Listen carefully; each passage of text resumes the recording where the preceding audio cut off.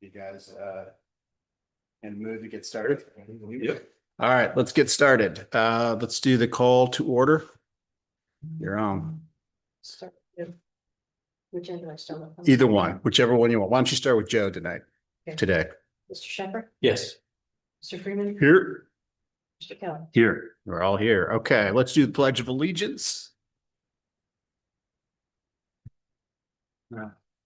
Everybody up. Pledge allegiance to the flag of the United States of America and to the republic for which it stands, one nation, under God, indivisible, with liberty and justice for all. All right. We have no minutes to approve. We're in a work session, so we'll not be entertaining any other items other than a debate, a discussion about two budget items. At this point, I'll turn it over to Eddie, and you can lead our path from here. Sounds good. So we'll start with police. It probably a little more simplified than service. Service has a couple different funds to discuss, but basically the general purpose of the meeting is to have a high level overview of what's been happening, the general trends for the various funds, and then offer an opportunity for the department head and of course the board to go back and forth with any sort of questions regarding direction, trajectory, and approaches and things like that. So the police fund is funded primarily through voter approved property tax millage. The last levy that was passed was the 2.8 mil continuing levy. For the purposes of this, for the purposes of our discussion, police revenues are estimated in the low to mid $4 million range. Just reiterating, approximately 87% of revenues are just voted millage for the police department. So they're very stable.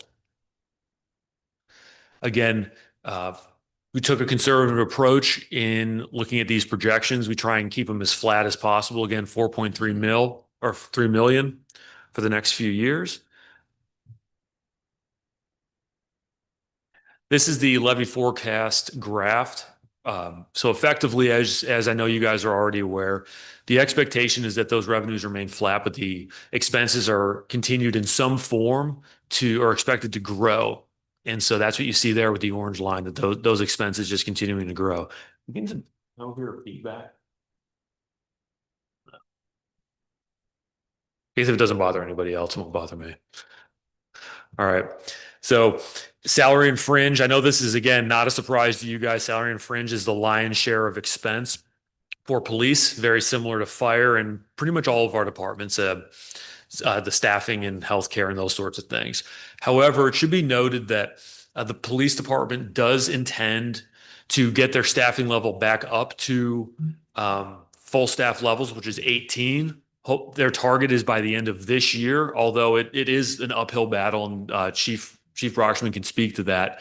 And based off of the levy, they're projecting staff growth to go up to 20 full officers. And so that would, as it was planned, include the hiring of an officer in 27 and 28 to a full sworn level of 20. Another main cost driver for the police department is their vehicle management program. So they anticipate one vehicle changed per year for the next 9 years. One other thing just to note as well is that the current police contract ends in December of 2026 as well. So we calculated a 6-month budget alert here of $1.6 million. So basically what that is just something for us to keep an eye on so that if we cross that, basically it would alert the fiscal office, department heads, and of course the board that maybe spending's running a little bit hot, or perhaps it could even be running properly, but nonetheless it gives us an alert so that we know to look up, reevaluate our position, and figure out if there's any kind of changes on the tack that we need to take. A couple assumptions here. The levy projection cost escalation as it was proposed in the levy would have a budget alert cross in 2031. If we take those levy expenditures and then we add a 3% growth factor on each of them, in addition to what we've already projected, we would cross that alert line in 2030. So obviously the 3% is even more conservative and that sort of thing. What should be noted though is that current spending right now has been very efficient. The police department has been spending very efficiently through year one, and so we don't want to count our ducks before they hatch or anything like that. But just to keep in mind, they are running a little cooler, primarily due to the fact that they're understaffed, and so they're trying to bring those staffing levels up right now. They're currently, I think it's 14 sworn right now. And now the negative balance threshold would be crossed in 2032 using that 3% cost escalation, and then based off of just what the levy cost escalation was, it was 2033. So that's when that would be our last year of having a negative balance, or full positive balance rather. This is just a graphing of those particular discussions. So as you can see, the blue line is the levy, and then the orange line is the levy plus 3%. So you can see that it accelerates it a little bit.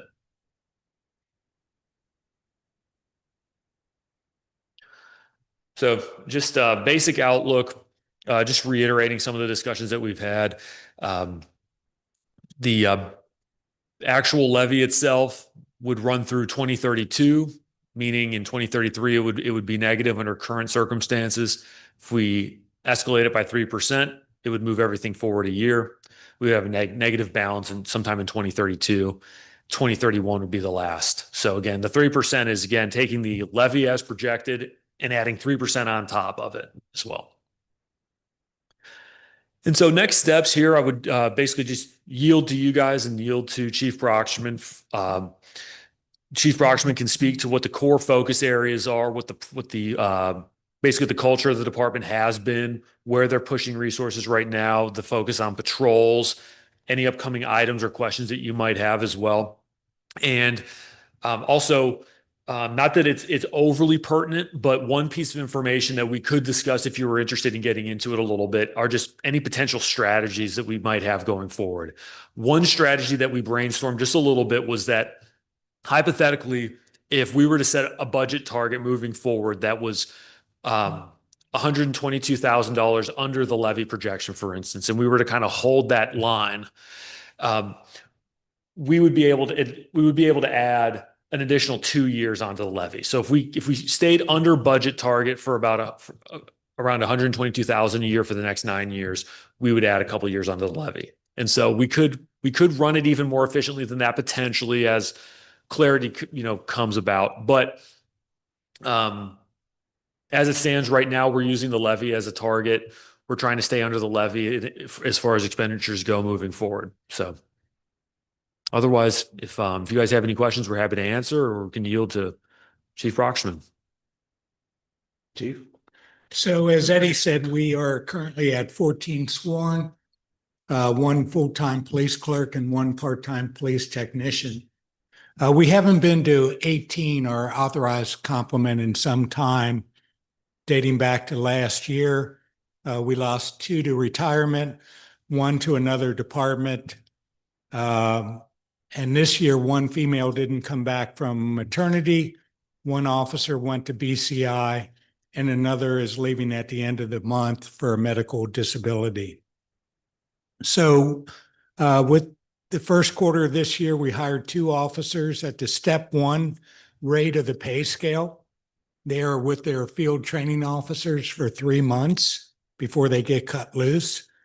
It should be noted that by hiring step 1, which is the officers have no police experience, they're fresh out of the academy, they don't receive top out pay for 4 years. So that helps us out with the budget.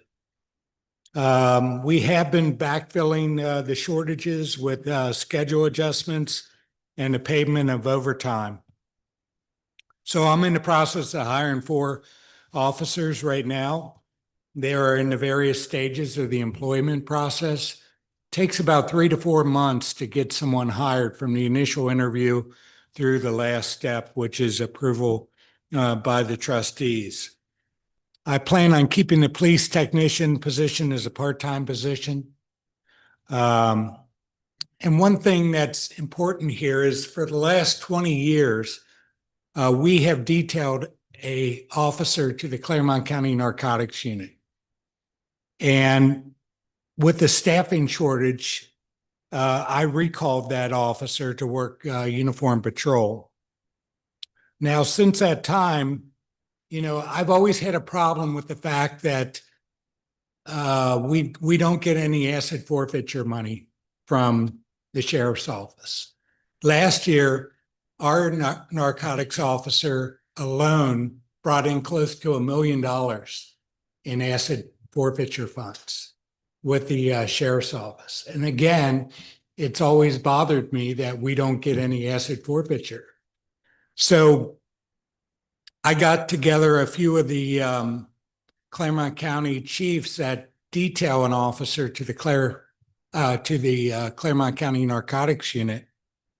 And, I entertained this thought that we should get a percentage of the asset forfeiture funds.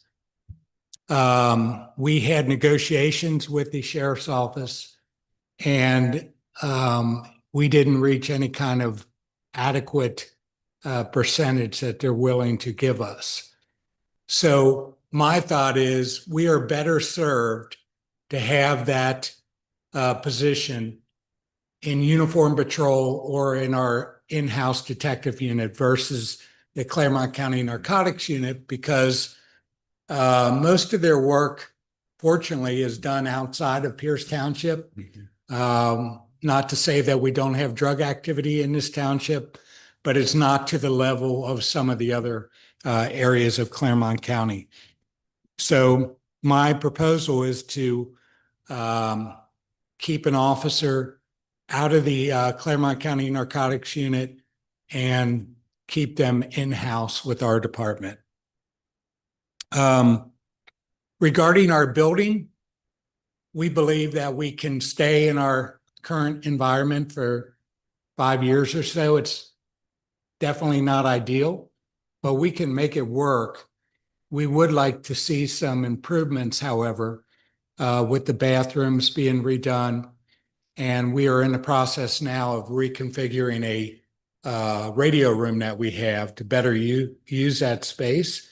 And we could do that internally for a lot less money. So bottom line is we can keep the building that we're in and continue to operate efficiently, and then entertain the thought of, what to do in the future some 5 years down the road. But that's all I have. Do you guys have questions, comments, thoughts?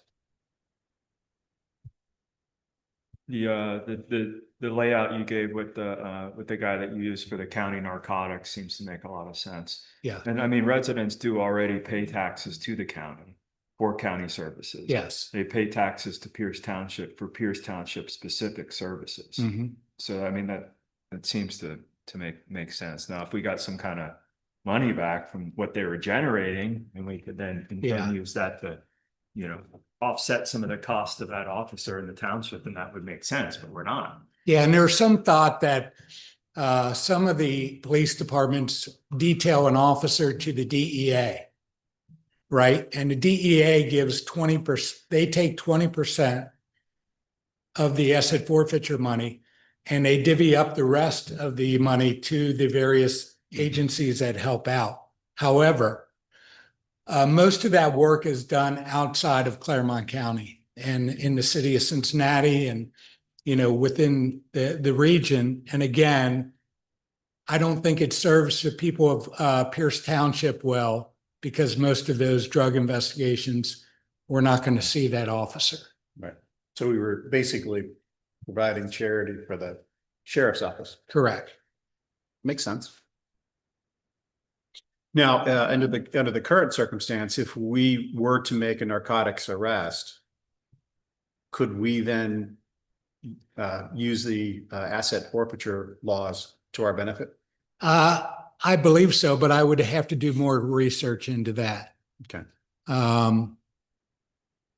Yeah, I can do some more homework on that. Okay. Yeah, because it's certainly not going to be the $1 million that that officer was bringing in. Right. But I mean, if something were to happen, I mean, maybe you could get a few additional, if there's an arrest in that Yeah. category, then we could. Yeah, Snag some of you it. know, we make motions to the Claremont County courts when we do have seized property that it be turned over for forfeiture. Right now, we have a number of remote control cars that are fairly expensive in our property room that we got a motion from the court to go ahead and sell those, and we get the money for those that property. Right. Thank you. There's something else that I wanted to check in on that we just discussed, but I think I forgot it. Just out. I'll think of it like in the middle of norms. I'll be like, I know what it was. As far as the building is concerned, Eddie, I mean, anybody, I think you were the chair of the committee that when we looked at doing the physical improvements. Do we have some sort of a plan for kind of the layup approach? You know, fixing the bathroom, that sort of thing? So And at where, cost? yeah, where we stand with right now is we've done some roof analysis. We've had the restrooms and locker rooms evaluated in both police and fire. Mhm. And right now in the pipeline, we have a grant request in that we submitted through Senator Johnson's office. We should hear back in June, according to their office. So that's what we have going on right now, in addition to the radio room that Chief Brockstrom mentioned as well.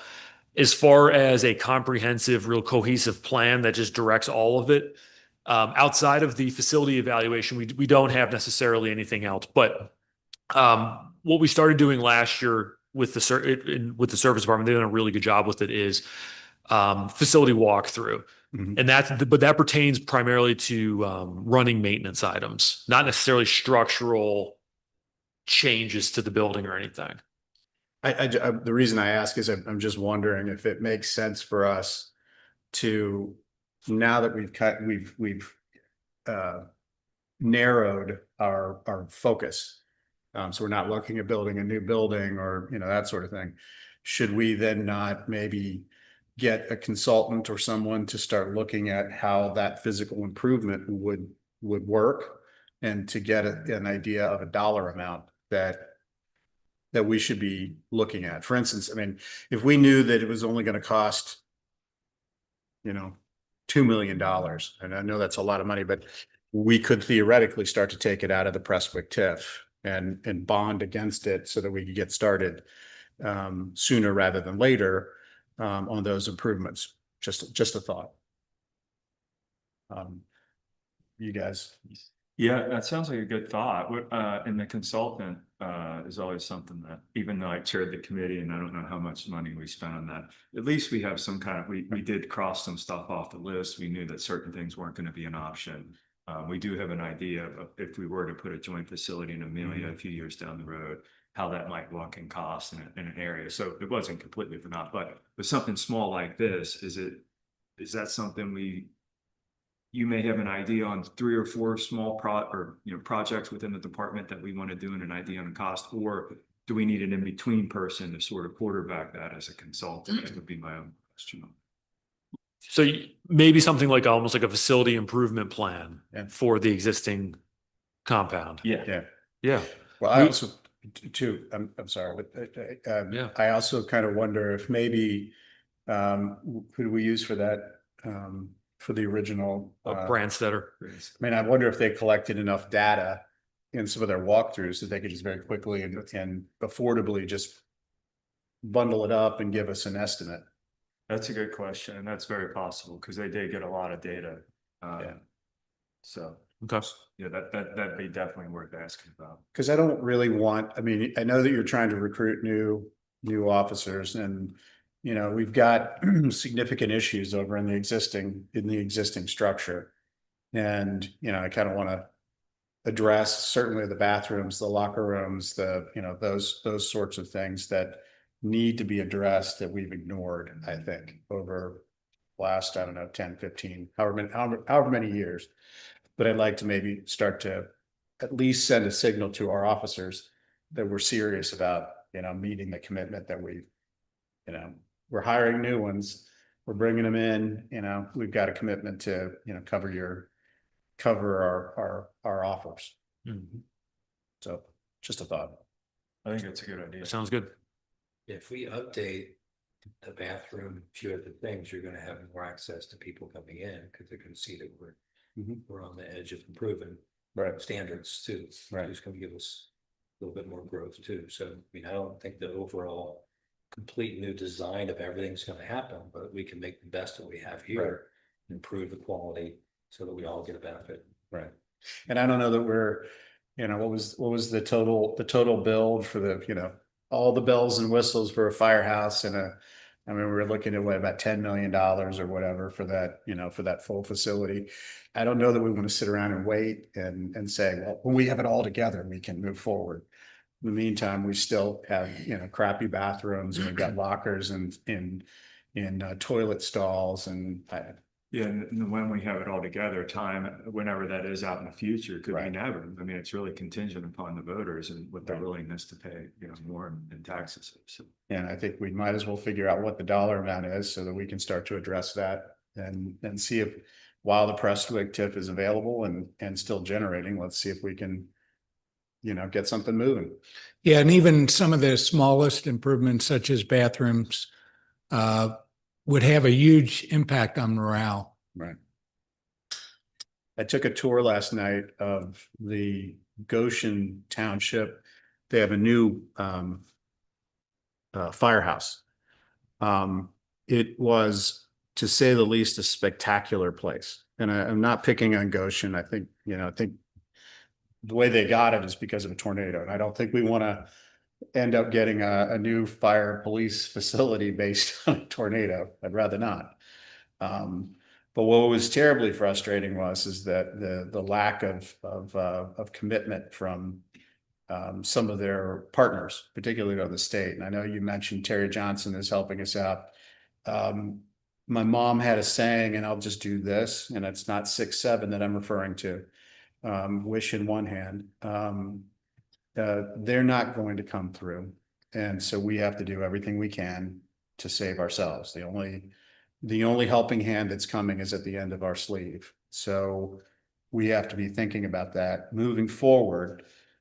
We all know that there's an effort to abolish property taxes, and that's the extreme that we have to worry about.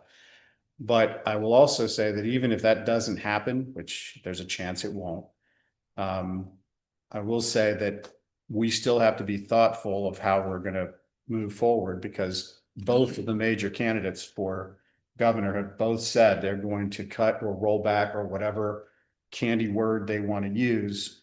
They're coming after property taxes. And that's how we pay for police. That's how we pay for fire. That's how we pay for roads. That's how we pay for safety of all sorts. So we're going to have to be mindful. So if you could, and this is just me, because I'm just one of three, we do have to think about laying out that strategy for the 122,000 and see if we can't get extra years off of what we're doing and try to be as efficient as possible. Because that specter is out there. It is on the horizon. I agree with that. And I think being efficient as possible in the short term until some of the smoke settles as Correct. well as.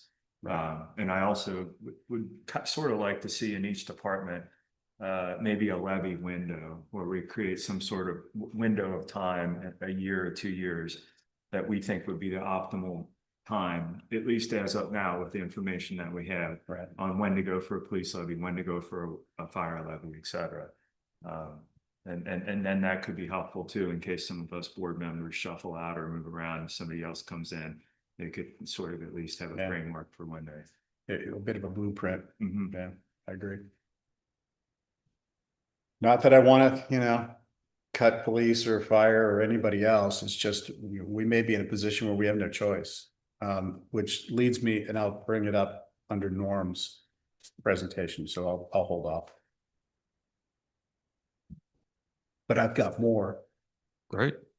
Yeah, I think that's good direction from my end, as long as it's good for you too, Chief. Yes. Right. Thank you. So Thank you. we'll work with the fiscal office, getting all the budgetary items together and everything moving forward in the next few weeks. Okay. What do you have in store for us, Norm? Bennett Road? I'd rather not. Well, we always have these roads, don't we? Yeah. What was it? Green Road a few years ago. It's Bennett Road now, and it's, projects that need to be done, but they're just very difficult to get to because there's just not enough money to go around. If we had all the money in the world, all the roads would be perfect, wouldn't they? So as you guys know, service has a number of funds. It's a little bit more complicated than the police fund structure. And there are a couple items that we'll be highlighting here to maybe get a little bit deeper on, but of course I'll leave that up to you guys on how far in you want to get. But a lot of this story is similar. As you know, the Road and Bridge Fund is again funded through the collection of property tax. Those revenues have ranged from $840,000 to about $1.2 million over the past 4 years. They're generally very stable. The cemetery fund is, on the other hand, funded primarily through the sale of cemetery lots and fees. That revenue structure is obviously a lot less stable, and those costs remain fairly constant, which we'll get into. This is just a pie chart. As you can see, the road and bridge property tax is really the lion's share of kind of where the funding comes for us for service. Actually, and one other thing to kind of note on this too, and you guys are definitely aware of this, but roads, paving, everything like that, there's kind of a multitude of different funds that can actually kind of support those types of operations. So it's kind of it's a real balancing act through there as well. We expect our revenue or road and bridge funds to be very mostly stable, range bound in the low to mid $1 million range. However, cemetery operations a bit more volatile. For the projections that you'll be looking at here, revenue from 2027 onward are projected flat for road and bridge at 1.1 million, and for the cemetery fund, they're projected about 187,000. But the thing to note, and I know you guys are aware of this, cemetery funds based off of sales.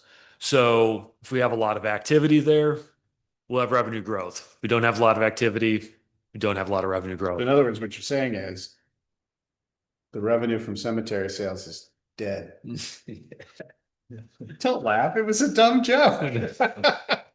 That's one way to put it. Sure. Cemetery sales. Again, salary and fringe are the major cost drivers, but as you know, with service, road and bridge in particular, they have a lot of equipment and capital outlays can spike. Now, they don't necessarily spike to the degree that the fire fund might have some spikes, but they definitely do have spikes because they have a lot of specialized equipment. So that's something that Service Director Darnell and I kind of keeping an eye on.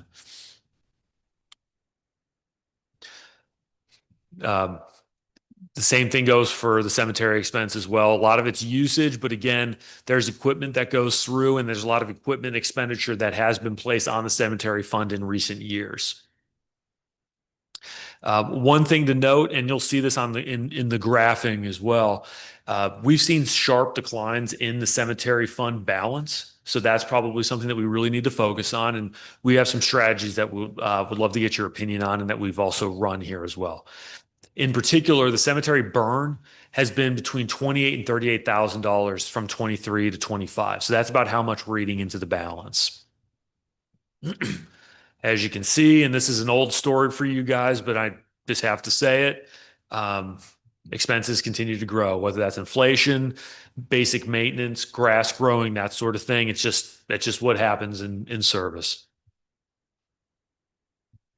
Road and bridge, however, the projections do, based off of their current spending and current revenue projections, appear to grow. So we don't have any major alerts on the upcoming short-term future here. However, based off of discussions that we'll probably have here in a couple minutes, that trajectory could be affected slightly. But as you can see, that balance based off of current trends is expected to grow and kind of start leveling in the 2029, 2030 timeframe.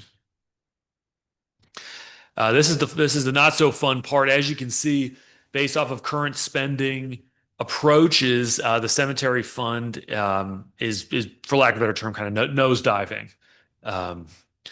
And some of the main reasons for that pertain to some major capital expenditures that have come out. $30,000 purchase last year, $20,000 purchase in capital expenses. But primarily, one of the major other variables to consider is the pace in which the fees grow in conjunction with the pace at which expenses grow. The service department has done a really good job keeping an eye on fees and comparing them to different jurisdictions nearby. But we are not in control of how other jurisdictions handle their fees and manage their cemeteries. So if there are major spikes in how other nearby cemeteries manage their fees, we can see major demand drive into our cemetery in order to avoid those higher fees elsewhere. And so if our fees are not growing commensurately with how larger spikes nearby might be growing or just the steady expenses, we can find ourselves in a circumstance where our fund balance is just nosediving, as you can see here. And so go ahead. Sorry, real quick, Eddie. But at the end, the cemetery will fill up and we won't be able to get any revenue someday, right? I mean, that's where it ends up. That's right. And that's where everybody's going to end up. All the people around us too that have cemeteries. So Absolutely. if we're just going off what they're charging for each thing and we're like trying to calibrate our own fees with their fees, we could just be following them right off the cliff. I mean, if they're not thinking mindfully about that strategically in the long term, then it doesn't do much good to try to copy them. I think that's a very valid point. And we know that some of our neighbors are in a deficit circumstance for their cemeteries presently. We're not quite there yet. And so there's a multitude of approaches. From what we're looking at right now is obviously we're not looking 20 or 30 years out just yet, but we are looking in the short to medium term right now. And there are strategies that we could deploy right now to at least set a conservative and achievable approach of let's get that balance building and let's start setting some different targets for getting a positive balance. So at least we're not nosediving. We can pull that nose up on the plane a little bit. And so Isaac did a really good job with brainstorming one of those types of scenarios. And so that's what you see here. And again, this is just one thought. So basically, we're not just hitting you with doom and gloom sort of thing. But basically, the approach, and Isaac can get into this a little bit more, but it basically what it prescribes is offloading a little bit of that capital expenditure, so just about 20 to 30,000 a year, seeing if it can be absorbed by another fund, but also simultaneously bringing cemetery setups in-house, which would bring in another $200 of revenue, I believe, per sale for each burial. But then additionally pegging the fees to either the consumer pricing index or just at 3% each year, so that there might be an automatic growth in fees. So that we don't just say, okay, well, every couple of years we'll look at fees and then raise the fees. This would be us exploring whether or not we could institute an automatic increase each year, or legislate it that we do this every year. And that would be the lots and the cemetery fees. But when we implement those factors, so the 3% increases, taking some of the capital expenditures off of the books, just a slight bit, and bringing the setups in-house, what you can see is we start building a balance in 2028 of about $11,577.96. And that would start growing ever so slightly each year so that we wouldn't have just a negative balance. And so that would be all else equal, assuming burials remain steady over that time period. There are other factors that would go in, so we'd have to figure out where we're going to offload some of those capital expenditures, or maybe push the capital expenditures back a little bit. But the way that our current fee structure, as Mr. Kelly alluded to right now, the way that it works is we might just be chasing our tail, which might be someone else's tail, which might be going straight off of a cliff. Quite like the lemmings.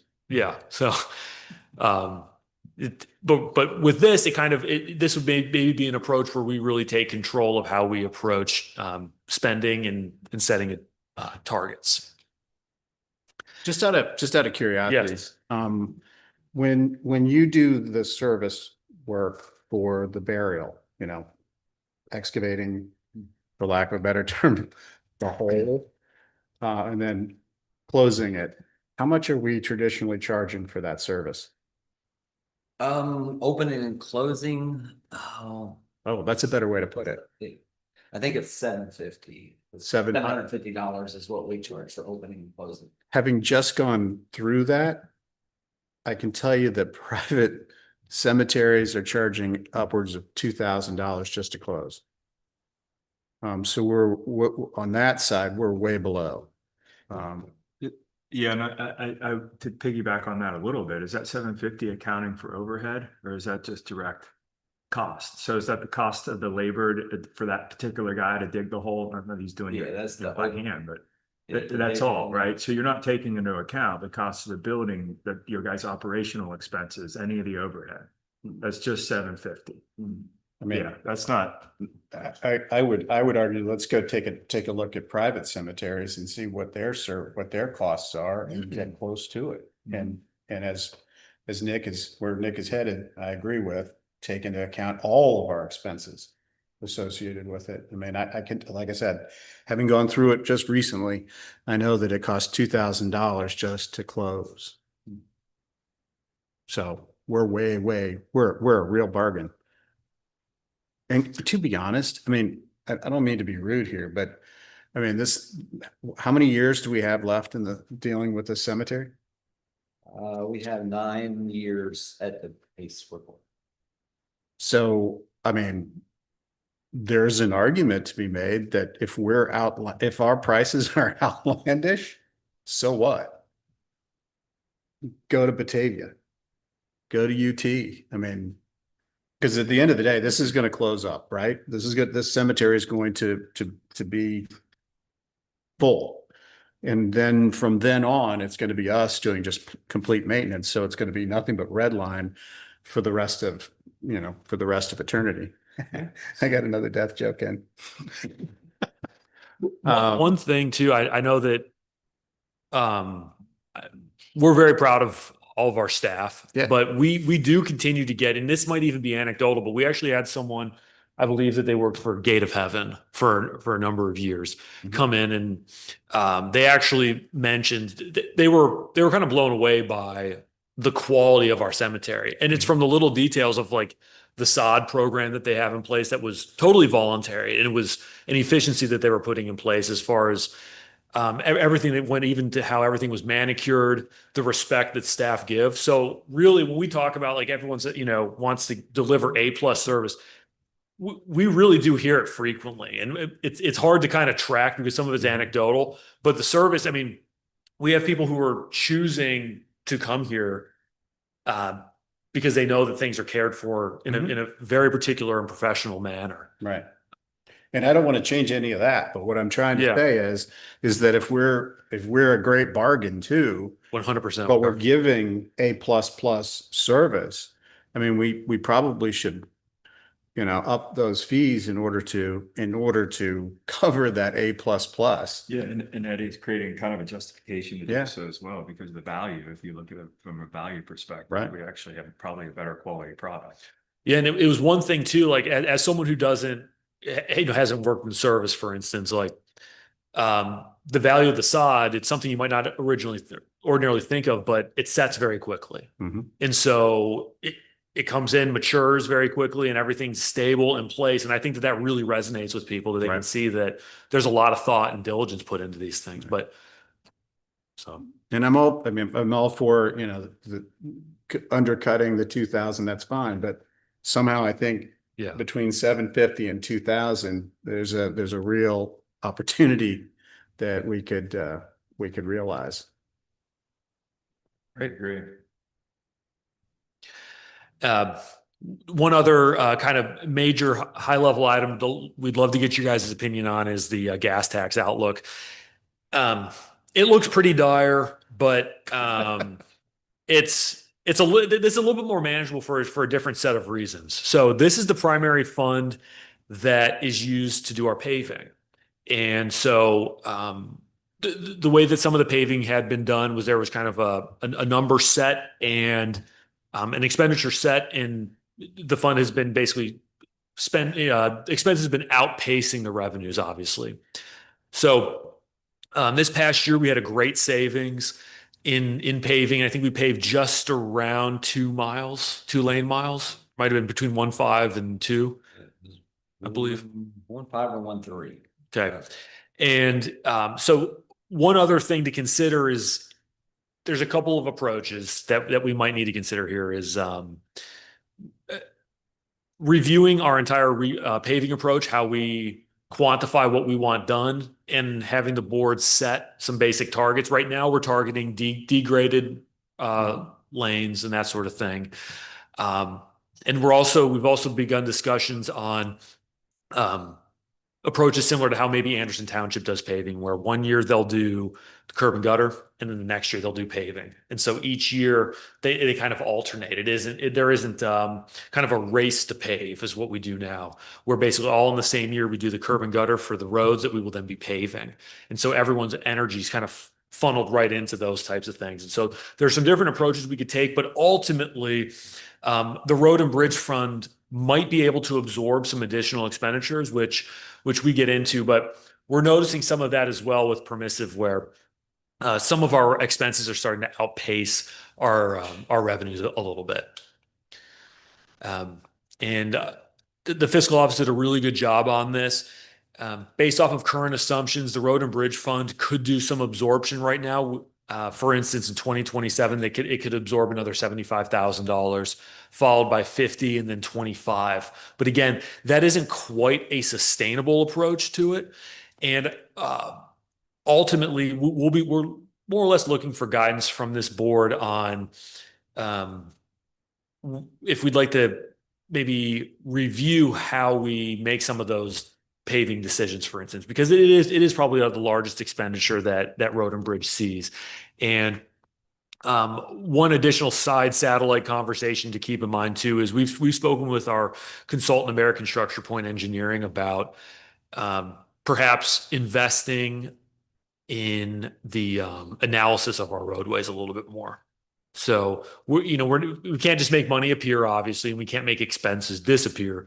But one thing we can do is perhaps hone in the analysis of what we're targeting, when we're targeting, and that sort of thing, as opposed to maybe setting a target of, oh, we're going to commit to 2.5 miles or 3 miles or 1.5 miles, but maybe take a more qualitative approach to how we pave and that sort of thing. But just some food for thought. So I hit on some of these different items here, but so far I think we've gotten some good input from you guys as far as the cemetery goes and how we want to address pricing and those sorts of things. But any thoughts that you might have on the paving? That's kind of another big item that we'd love to get some of your feedback on, and how we want to allocate and balance and that sort of thing. But based off of current trajectories, the gas fund, we would have a very sharp cutoff in paving in the next couple of years if we don't kind of make some different adjustments. So, sorry to hit you with that. Probably should have led with service, and then we could go into police. I suspect that's why we got hired. Yeah. So we deal with things like that. Yeah.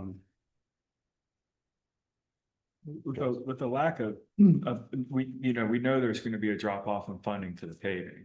And I think previously, with more funding and with essentially maybe sort of a surplus or not a worry about what we're going to spend on as far as road paving goes, then we'd be operating more as an objective as to create the best experience possible for our residents regarding the roads and how they're driving, right? But we may have to shift that to some extent to be more, instead of just focused on the outcome and the best experience we can do, is being as efficient as we can and kind of knitting those two together more than we've had to do before. And things like what you're saying is maybe it's more efficient to do all the curbs one year and all the paving next year, something like that. But I don't know enough about it to make suggestions on what's efficient. But do you have anything to add regarding that kind of train of thought? Well, I do have some packets that I made up for you guys for our capital improvement plan, and then also it's got some of the paving cost, with the increases that I was made aware of this year, because they already told me that they have 10% increase now. It was 7, went to 10. So, I mean, I don't know, it's like every month it jumps. Right. But we added like a 10%, we tried to add on a little bit for the paving. And then I got in here, our cemetery prices, of what they are now for everything. Oh, And then with just a 3%, as they showed, over the next like 5 years. So I do have a packet if you guys would like to have one of these, so I can.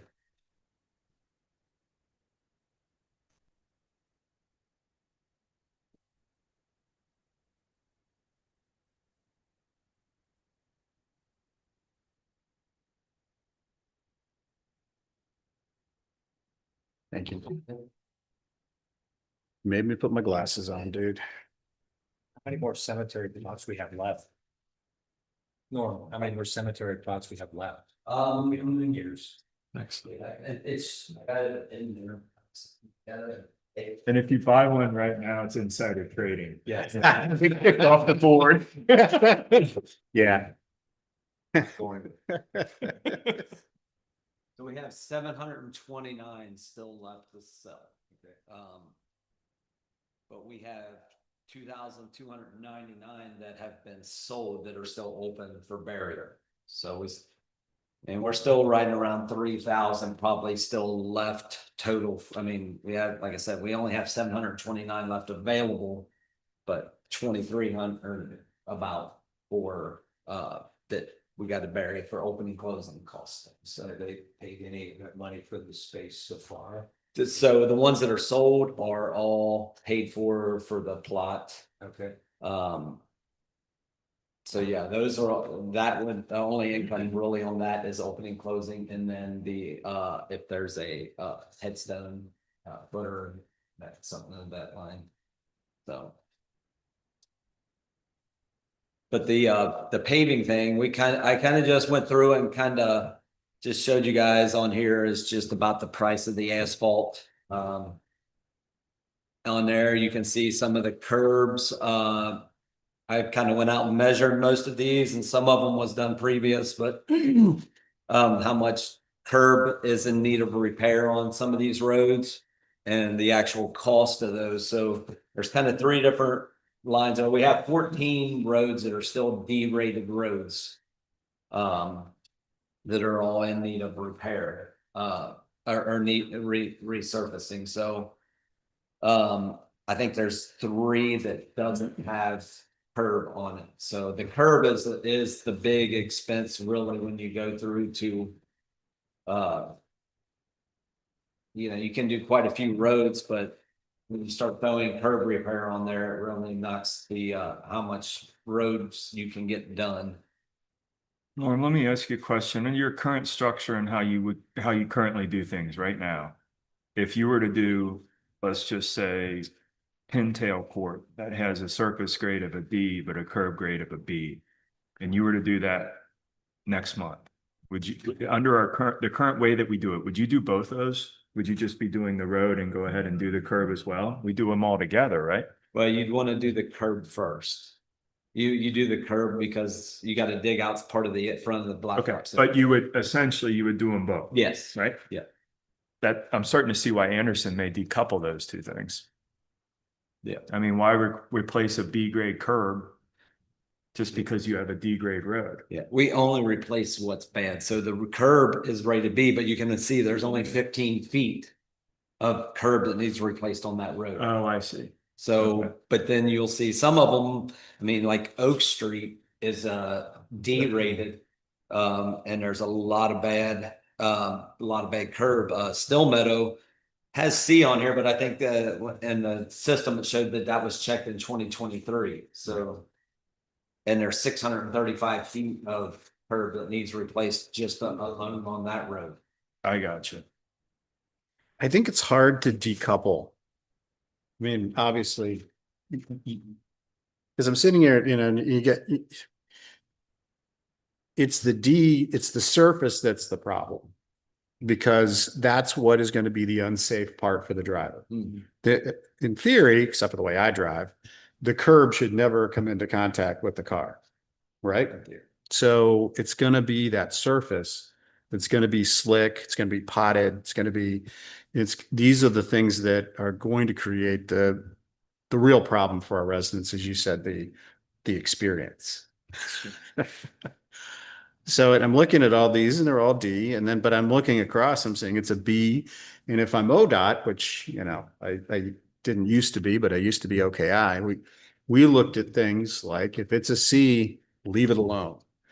And so I'm sitting here looking at that cost going, through the roof. I mean, it's an exponential cost, really. I mean, you can do one project for, am I getting this right on dog leg court? It says the price per cubic yard is 225 and it's like 82 to do the curb repair. So, I mean, I don't know what, I guess the other thing I'm looking at, and this is what maybe I shouldn't be, but I'm looking at the bottom line, and the bottom line is 630,436 to fix all these roads, right? And that's all in. So you just need $630,000. You need $700,000 to just fix it all. Yeah. Get started, dude. That's not a lot of money.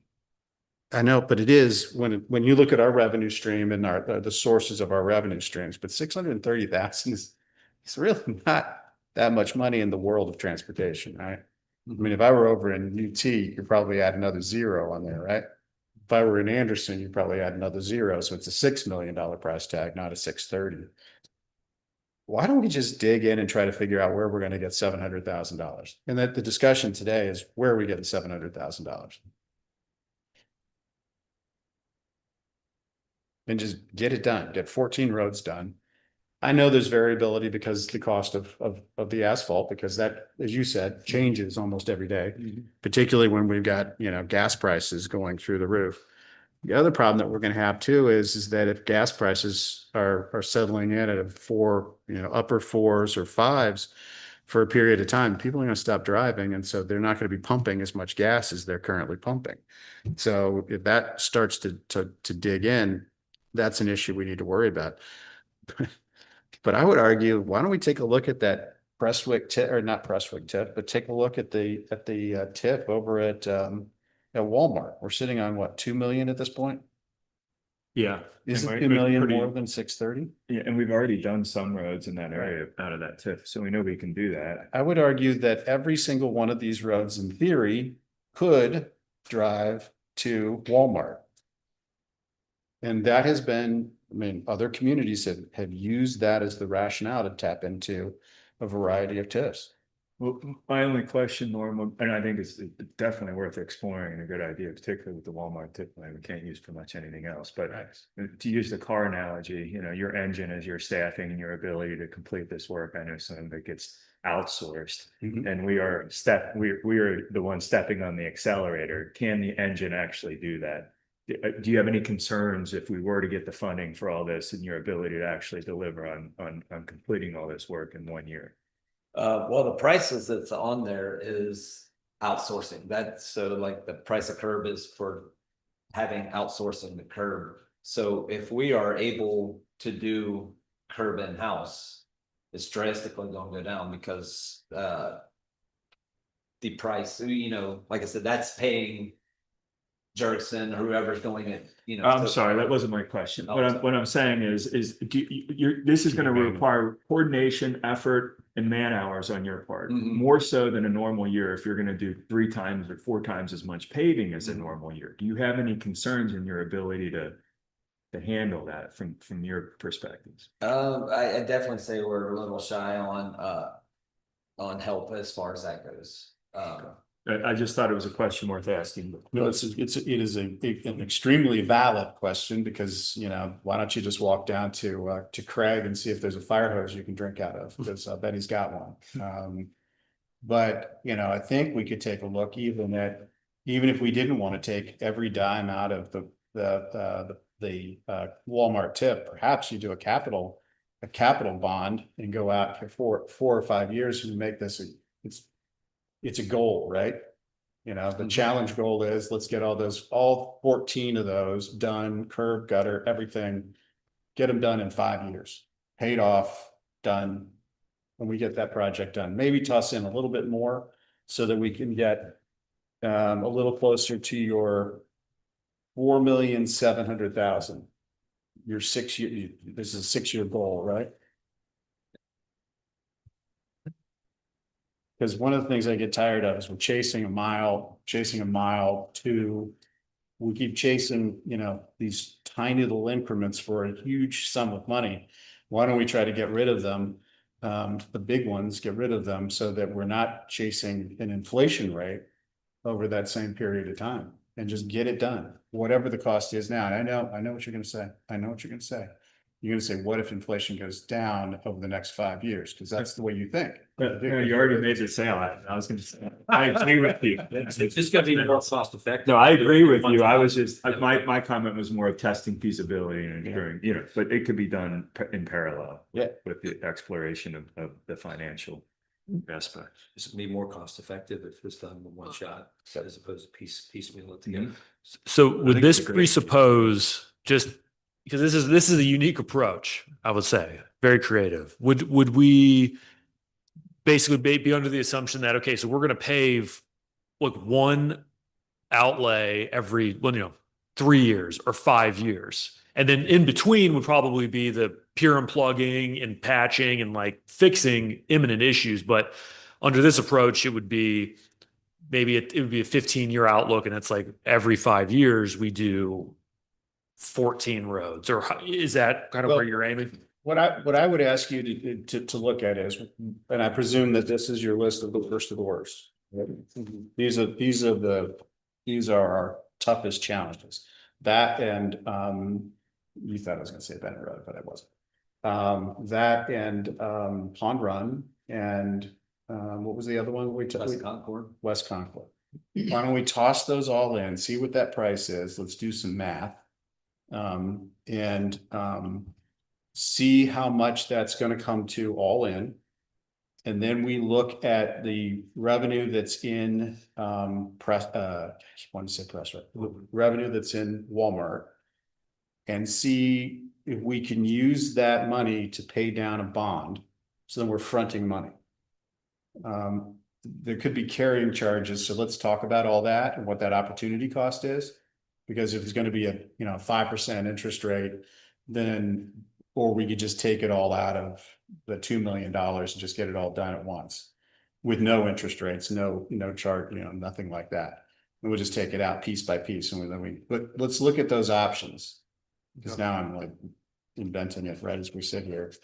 So it's not very scientific, just making the meeting last longer.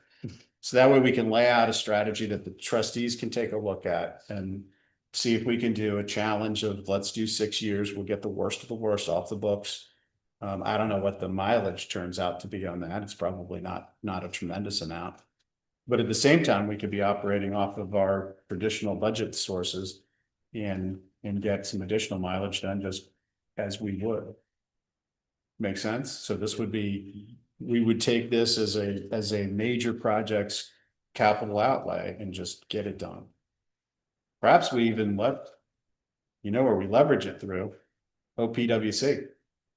Okay. We get 0% loan from OPWC to cover the cost upfront. So then we can get all of these projects complete. Yeah, I think it's worth exploring, and it's probably gonna be more efficient too. Yeah. And that way we get those 14 done, and then after we step back and congratulate ourselves because we got that done, then 14 more will be born the next week. It's like cutting your grass. Once you're done, you got to start all over again. Mhm. But at least we can feel good about those 14. 16 if you count the other two projects. Yeah. Dirt will be flying.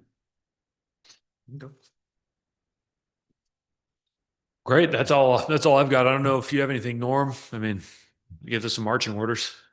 No, I think we're good. I don't know.